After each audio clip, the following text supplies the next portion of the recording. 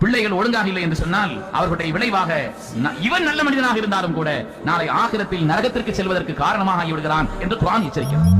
وقال الذين كفروا ربنا أرنا الذين أضلانا من الجن والإنس نجعلهما تحت أقدامنا ليكونا من الأسفلين.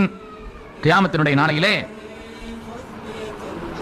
பிள்ளைகள் சொல்வார்களாம், எந்த பிள்ளைகளை ஈமானோடு வளர்க்கவில்லையோ, எந்த பிள்ளைகளை நாம் ஒழுக்கமாக வளர்க்கவில்லையோ, எந்த பிள்ளைகளுடைய விஷயத்தில் நாம் துஆ செய்து அவர்களை பேணுதலான நிலையில் ஆக்கவில்லையோ, அந்த வழிகட்ட பிள்ளைகள், நிலை தடுமாறிய பிள்ளைகள், பாவங்களிலேயே தன்னை கழித்த அந்த மக்கள் கியாமத்தில் சொல்வார்கள், ரப்பனா எங்களுடைய ரட்சகா அரினல்லதைனி அதல்லானா எங்களை வழிகெடுத்தவர்களை எங்களுக்கு காண்பித்துக் கொடு ரப்பே, நஜஅல்ஹுமா தஹ்த அக்தாமினா எங்களுடைய காலுக்கு கீழே போட்டவர்களை மிதிக்கிறோம் கியாமத்தில் அல்லாஹ் சொல்வாங்க.